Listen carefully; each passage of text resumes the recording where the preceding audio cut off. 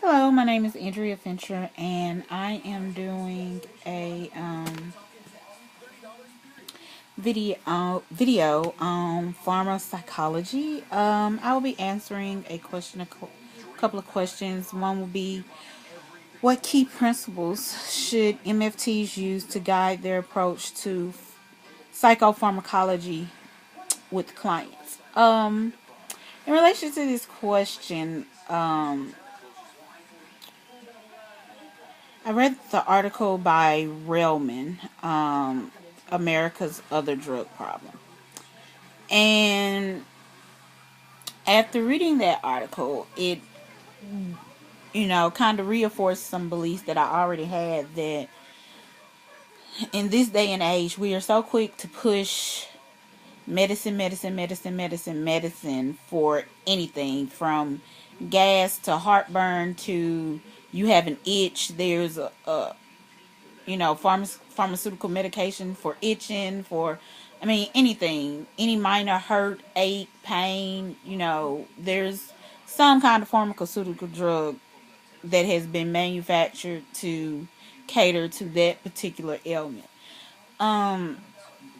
As psychologists, I feel like as MFTs, marriage and family therapists, and even psychologists, I think we have to be aware and not so quick to say that a drug is a cure-all, because oftentimes, even though they may help with symptoms, they don't cure the actual problem. They don't teach people the coping skills needed to actually deal with the undercurrents or the root of the disease, or the nitty-gritty of the problem that they need to deal with. So I feel like it's MFTs and as, subscribers to systemic thinking, knowing that when you're dealing with a person, we have to look at the complete picture and not just one small component of the picture and one small part of the picture, and just focus in and zero in on that, trying to fix that.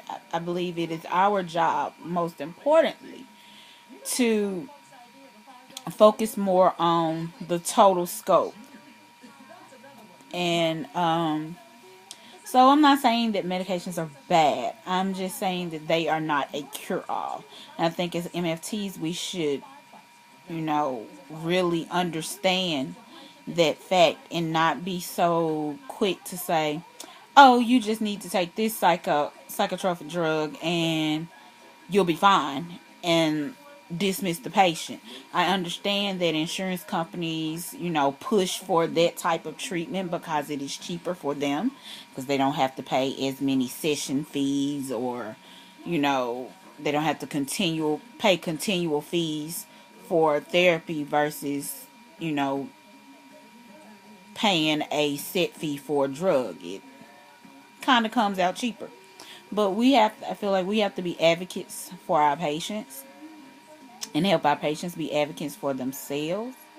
And to do that, we have to stay informed on all of the latest news and issues regarding the drugs that our patients are prescribed and may be taking.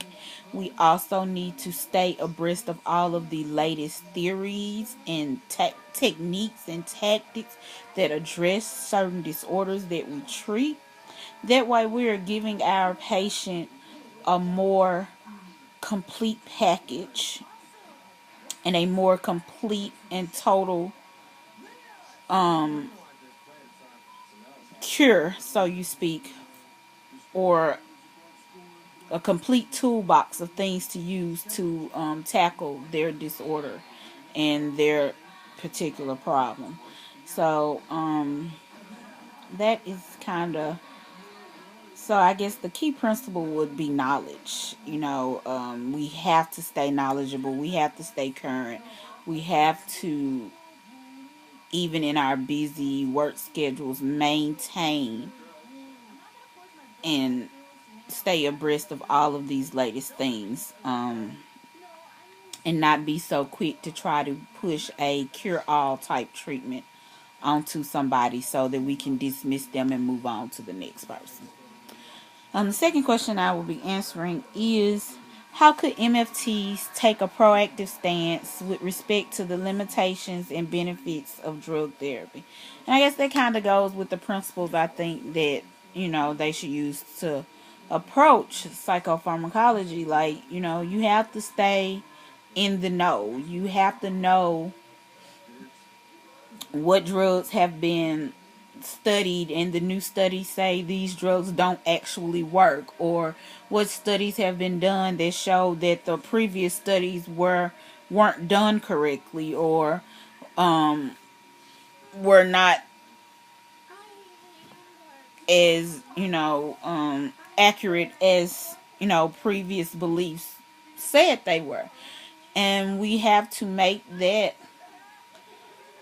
our top priority so that our patients know that when they are coming to us, they are going to get the best information and the most up-to-date information, regardless of what school of thought we subscribe to. We must remember that we are advocates for our clients and that we have to do what is best for them at all times.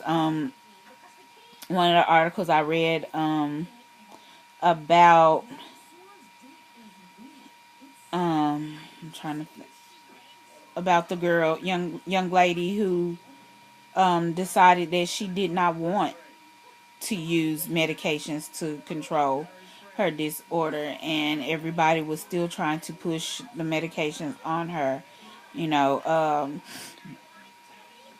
by Sparks, taking a stand, an adolescent girl's resistance to medication. Like, we have to be, as MFTs, we have to be supportive in those. Our first reaction, knee-jerk reaction is you need to follow the program. But in giving our patients a program, we also have to realize that our patients need to be autonomous. They need to be able to stand on their own 2 feet and run their own lives, because we cannot hand lead and bottle feed them for the rest of our lives. We cannot spread ourselves that thin. We're only one person. So with that knowledge, we have to make sure that our patients are able to manage on their own. And if that management is not with medications, we have to be supportive of that and go back to the drawing board and rework the program so that we can come up with a plan that our patients can actually subscribe to and feel comfortable in doing, so that they actually do the work to make themselves better and to get to a better place in their disorder.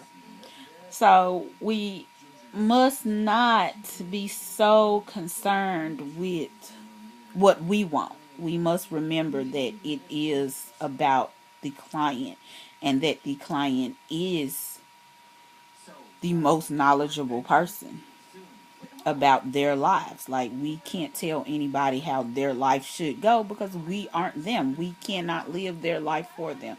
They have to live their lives. So it is our job to give them the tools that they need to manage their lives and to be independent and to keep their independence and remain independent.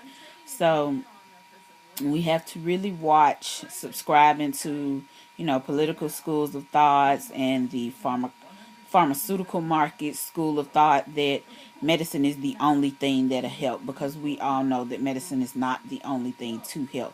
In some situations, medicine does help and medicine is needed, but along with medicine, we know that the patients need tools to cope.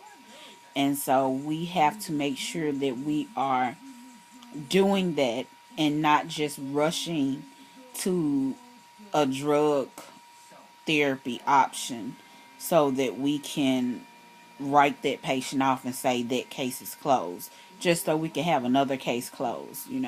We must maintain our integrity and our focus on the patient and do what is right for them at all times. So that was my talk on psychopharmacology. I hope you enjoyed it, and thank you.